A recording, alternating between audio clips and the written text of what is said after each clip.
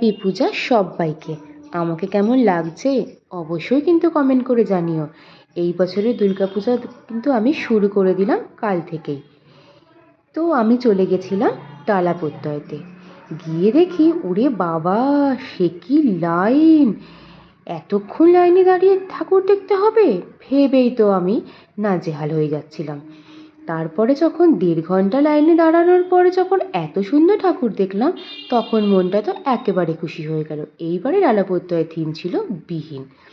লাইনও ছিল কিন্তু অসম্ভব। চতুর্থীর রাত হলে কি হবে, লাইন কিন্তু ছিল মারাত্মক। 2025 সালে এর হবে 100 বছর পূর্তি। যাই হোক, লাইন নিয়ে দাঁড়িয়ে তারপরে যখন আমরা ভেতরে ঢুকলাম, দেখে যেমন ভালো লাগলো, তখন ভুলেই গেলাম যে এতক্ষণ লাইনে আমরা দাঁড়িয়েছিলাম। এটার প্রত্যেক বছরই কিন্তু এত নতুনত্ব এরা করার চেষ্টা করে, খুব ভালো লাগে এটা দেখতে। তবে এদের একটাই থিমের ওপরে, মানে থিম বলবো না, খুব ডার্কনেসের ওপরে এরা কিন্তু করে। খুব সুন্দর হয় এখানকার পুজো। যারা যারা এই টালা প্রত্যয়টা দেখোনি, অবশ্যই কিন্তু দেখে এসো। এখানে চলে খুব সুন্দর ব্যাকগ্রাউন্ড মিউজিক, কিন্তু আমি ব্যাকগ্রাউন্ড মিউজিকটা রাখতে পারিনি। তার কারণ ওই যে কপিরাইট আসবে। এত সুন্দর করে ব্লগ বানানোর পরে যদি কপিরাইট আসে, তাহলে কি আর ভালো লাগে বলুন? দেখুন এত সুন্দর অন্ধকার, আর সাথে এইরকম হালকা আলো, আর ভেতরে কিন্তু আছে এসিও। চাইলে গরম লাগলে একটু এসির হাওয়াও খেয়ে নিতে পারবেন। কিন্তু এইটা ছিল পুরো একদম ব্রিজের মতো, মানে মনে হচ্ছিল আমরা যেন পাহাড়ে উঠছি।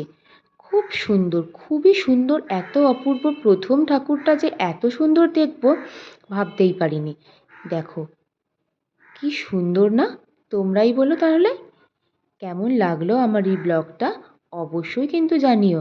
সত্যি এই টালা প্রত্যয় কিন্তু যথেষ্ট সুন্দর হয়েছে। দেখো চারিদিকটা কিন্তু এত অন্ধকার, শুধু অল্প অল্প হালকা হালকা মৃদু আলো। তো আমরা ঠাকুর দেখা কমপ্লিট করে বেরিয়ে পড়লাম পরের প্যান্ডেল হপিংয়ের জন্য। তো বেরিয়ে আমরা একটুখানি করে নিলাম ফটো সেশন।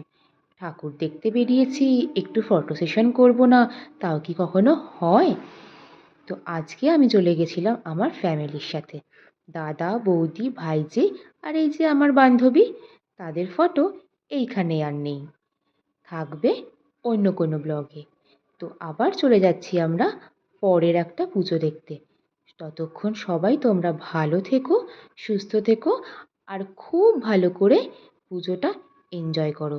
সবাইকে জানাচ্ছি আমি শুভ পঞ্চমী।